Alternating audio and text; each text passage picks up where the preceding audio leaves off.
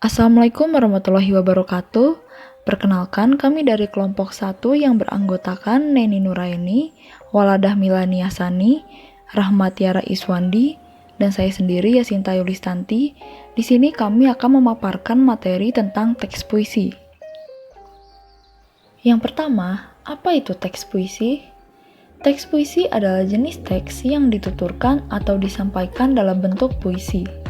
Teks puisi juga dapat berbentuk tulisan ataupun lisan. Contoh teks puisi berbentuk tulisan misalnya puisi dan syair, sedangkan puisi yang dideklamasikan dan ditembangkan sebagai lagu-lagu merupakan contoh teks puisi berbentuk lisan. Isi dan bahasa yang digunakan berorientasi pada kualitas estetika atau keindahan. Maka dari itu, teks puisi juga disebut sebagai teks sastra karena puisi salah satu jenis sastra.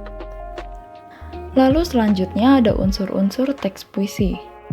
Unsur yang pertama yaitu diksi. Menurut Ahmadi, diksi adalah seleksi kata-kata untuk mengekspresikan ide atau gagasan dan perasaan. Diksi yang baik adalah pemilihan kata-kata secara efektif dan tepat di dalam makna serta sesuai dengan tema, audiens, dan kejadian. Diksi juga berarti penataan, penyusunan, dan pemilihan kata-kata ke dalam susunan tertentu yang secara efektif dapat mengungkapkan sebuah ide, gagasan, dan perasaan. Prinsip utama dalam diksi adalah bahwa dalam pemilihan dan penempatan kata harus sesuai, tepat, ekonomis, dan tegas. Hal yang penting diperhatikan tentang diksi dalam penciptaan puisi menurut Ahmadi ialah bahwa setiap kata merupakan lambang atau simbol yang mengacu kepada sesuatu yang lain. Di sini ada beberapa jenis diksi, yaitu yang pertama diksi formal. Diksi formal merupakan kata-kata formal yang digunakan dalam situasi formal, seperti konferensi pers dan presentasi. Lalu yang kedua ada diksi informal. Diksi informal di sini menggunakan kata-kata dan percakapan informal, seperti menulis atau berbicara dengan teman sebaya. Lalu yang selanjutnya ada bahasa sehari-hari. Bahasa sehari-hari di sini menggunakan kata-kata umum dalam percakapan sehari-hari yang mungkin berbeda di berbagai daerah atau komunitas. Lalu yang terakhir ada diksi bahasa gaul atau slang. Adalah penggunaan kata-kata yang baru saja diciptakan atau bahkan kurang sopan.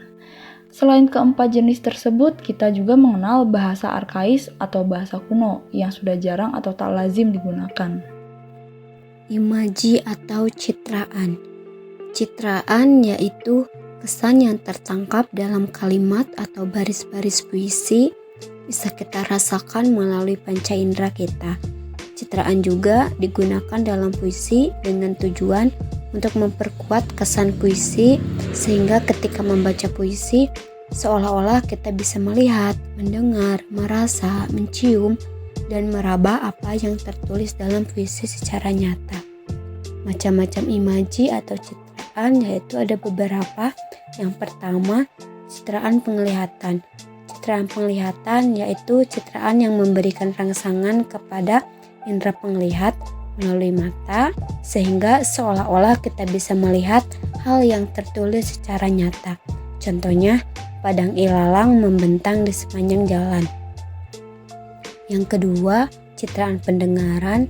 Citraan pendengaran yaitu citraan yang dihasilkan dengan menyebutkan atau menggunakan bunyi suara.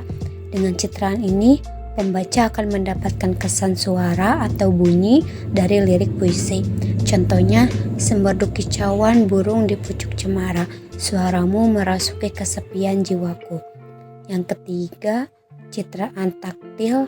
Citraan taktil yaitu citraan yang menimbulkan kesan yang dapat dihayati dengan indera peraba atau perasaan. Contohnya, cintamu selembut sutra meluluhkan kerasnya hatiku. Yang keempat, citraan penciuman. Citraan penciuman yaitu citraan yang dapat dirasakan melalui indera pencium. Contohnya, semerbak melingkupi ruang hati ketika kau hembuskan nafas cintamu. Yang kelima, citraan gerak. Citraan gerak yaitu citraan yang menggambarkan sesuatu yang bergerak ataupun tidak bergerak, tetapi dilukiskan dapat bergerak, bisa berupa benda mati atau hidup. Contohnya, sang penari gemulai menyibak tirai. Melambai daun-daun itu tertiup bayu. Yang keenam, citraan pengecapan. Citraan pengecap yaitu citraan yang menggunakan gambaran angan indera pengecap. Contohnya, cintamu manis mengisi hatiku. Pahit pekat tetap kau jalani dalam kebisuan. Selanjutnya, gaya bahasa. Gaya bahasa mempunyai cakupan yang sangat luas, baik itu untuk tulisan maupun pembicaraan. Secara umum, gaya bahasa adalah pengaturan kata-kata dan kalimat-kalimat oleh penulis atau pembicara dalam mengekspresikan ide, gagasan, dan pengalamannya untuk meyakinkan atau mempengaruhi pembaca atau pendengar. Menurut Guntur Tarigan pada tahun 2009 mengemukakan bahwa gaya bahasa ini merupakan bentuk retorik, yaitu penggunaan kata-kata dalam berbicara dan menulis untuk meyakinkan atau mempengaruhi penyimak atau pembaca. Nah, bila dilihat dari fungsi bahasa, penggunaan gaya bahasa termasuk ke dalam fungsi puitis, yaitu menjadikan pesan lebih berbobot. Kemudian dalam retorika, gaya bahasa dikenal dengan istilah style, yang secara etimologi berasal dari bahasa Latin stylus, yaitu semacam alat tulis yang dipakai untuk lempengan lilin. Pada perkembangan berikutnya, kata style lalu berubah menjadi kemampuan dan keahlian untuk menulis atau mempergunakan kata-kata secara indah. Klasifikasi gaya bahasa menurut tataran bahasa dikemukakan oleh Ducrot dan Todorov, yaitu pertama, tataran bunyi dan grafis, kedua tataran sintaksis, dan yang ketiga tataran semantik. Secara umum, gaya bahasa atau majas ini diklasifikasikan menjadi 4 jenis. Yang pertama itu ada perbandingan. Majas perbandingan adalah majas yang membandingkan atau menyandingkan bahwa sesuatu itu sama, lebih, atau dapat menggantikan yang lain. Nah, dalam perbandingan itu terdapat beberapa majas. Yang pertama itu ada personifikasi. Majas personifikasi ini membandingkan manusia dan benda mati. Gaya bahasa yang digunakan seolah-olah benda tersebut bersikap selayaknya manusia. Contohnya, laut yang biru seakan menatapku dalam keheningan. Kemudian ada metafora. Metafora ini membandingkan dua objek yang berbeda namun memiliki sifat yang serupa. Kita mengenal gaya bahasa ini sebagai analogi. Contohnya, sang raja siang bersinar dan membawa kehangatan. Kemudian ada asosiasi. Gaya bahasa perbandingan dalam majas metafora ditampilkan secara implisit. Dua objek yang dibandingkan sebenarnya berbeda, tetapi dianggap sama. Keduanya dihubungkan dengan seperti, bak, atau bagaikan. Contohnya, apa yang telah kamu lakukan itu seperti duri dalam sekam. Kemudian ada hiperbola. Hiperbola mengekspresikan sesuatu dengan sedemikian rupa sehingga meninggalkan kesan yang berlebihan. Gaya bahasa ini digunakan saat kita membandingkan sesuatu dengan sesuatu yang lain yang tak masuk akal untuk disandingkan sebagai perbandingan. Contohnya, katanya dia berlatih bernyanyi, tapi suaranya bikin pecah gendang telingaku setiap hari. Kemudian ada eufemisme, yaitu saat ada kata yang dirasa kurang etis, kita menggunakan majas eufemisme. Kita menggunakan kata yang lebih sopan dengan makna yang sepadan. Contohnya, tiba-tiba dia terhenyak dari tempat duduknya dan berlari menuju kamar kecil. Selanjutnya ada majas pertentangan. Yang kedua, majas pertentangan ini adalah kata kiasan yang digunakan memiliki makna yang berkebalikan atau bertentangan dengan maksud yang sesungguhnya. Nah, dalam pertentangan ini ada beberapa majas. Yang pertama itu ada litotes yang dikenal sebagai lawan dari majas hiperbola. Majas litotes ini mengecilkan atau menyempitkan sebuah ungkapan. Gaya bahasa ini biasanya digunakan untuk tujuan merendahkan diri karena kenyataannya justru tidak seperti yang disebutkan. Contohnya, ini tanda terima kasih kami sekedar ongkos angkot. Kemudian ada paradoks. Paradoks ada kalanya kita membandingkan suatu fakta dengan sesuatu yang berkebalikan. Saat itulah kita menggunakan majas paradoks. Contoh, isi kepalanya begitu bising ketika ia duduk sendiri di ruang keluarga yang begitu sepi. Kemudian ada antitesis, yaitu ciri khas gaya bahasa ini adalah pasangan kata yang maknanya bertentangan atau berlawanan. Pasangan kata tersebut biasanya diletakkan berurutan. Contohnya, setiap perempuan itu cantik, tak jadi soal kurus halus atau gemuk. Kemudian yang ketiga ada gaya bahasa sindiran. Gaya bahasa bermajas sindiran ini bertujuan menyindir perilaku seseorang maupun kondisi tertentu untuk tujuan tersebut. Kita menggunakan kata kiasan ini dengan ragam sindiran majas. Yang pertama itu ada ironi. Kita menggunakan majas ironi melalui kata-kata yang bertentangan dengan fakta atau kenyataan yang ada. Sekilas kata-kata yang digunakan tampak seperti pujian. Contohnya, santun sekali perilakunya, bertanya saja pakai teriak-teriak. Kemudian ada sinisme. Dalam sinisme kita menyindir secara langsung, meskipun tanpa memperhalus seperti pada majas ironi. Gaya bahasa sinisme ini tidak dapat serta-merta disebut kasar. Contoh, kakakku pelit sekali, tak mau berbagi denganku. Kemudian ada sarkasme. Sindiran dalam sarkasme disampaikan secara langsung dan cenderung kasar. Bahkan sarkasme bisa terdengar seperti hujatan. Contoh, konsisten itu suaranya jelek sampai-sampai telingaku sakit dibuatnya.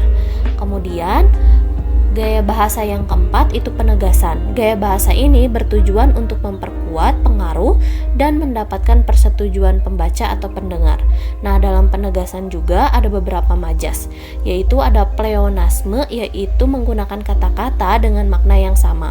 Kesan yang diperoleh memang sepertinya kurang efektif, tapi memang sengaja dilakukan agar kita mendapatkan efek penegasan yang diinginkan. Contoh, berusahalah berhenti terus mengingat sejarah masa lalu. Kemudian ada repetisi.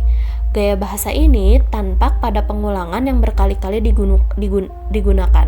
Tujuannya sama, pengulangan dilakukan untuk menegaskan. Contoh, rumah adalah tempat yang paling nyaman, rumah juga menjadi tempat bernaung dari panas dan hujan. Kemudian ada retorika. Retorika ini berbentuk kalimat tanya. Contohnya, siapa yang tak ingin kuliah di kampus terbaik?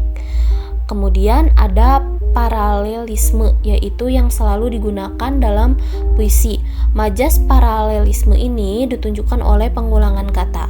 Meskipun diulang-ulang, definisi kata tersebut tak sama antara satu dengan yang lainnya.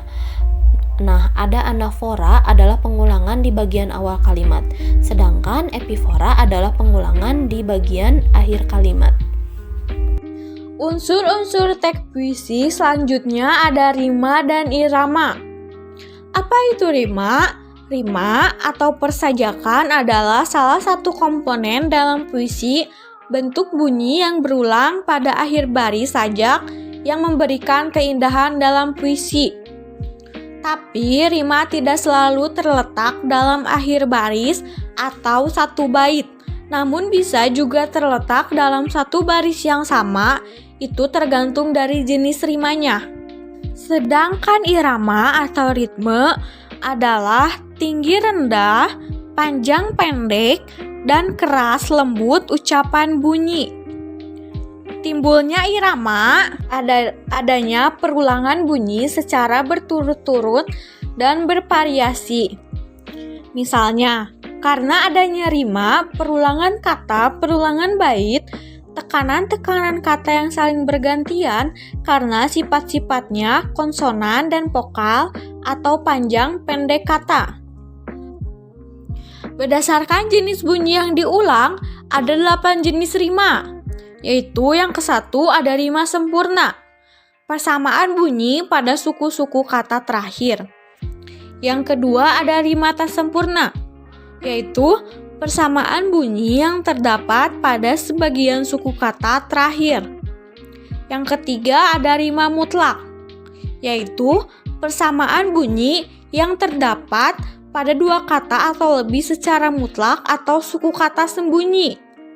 Yang keempat ada rima terbuka, yaitu persamaan bunyi yang terdapat pada suku akhir terbuka atau dengan vokal yang sama. Yang kelima ada rima tertutup, yaitu persamaan bunyi yang pada suku kata tertutup atau konsonan.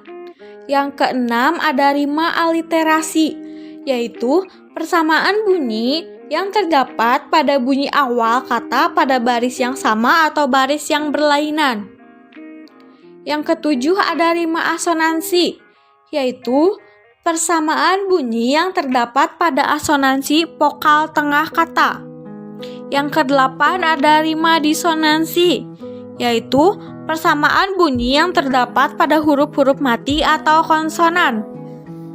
Adapun jenis-jenis irama yaitu yang ke-1, irama metrum. Irama yang sifatnya tetap ada dalam metrum, bergantian antar baris dan antar alinea sudah ditentukan.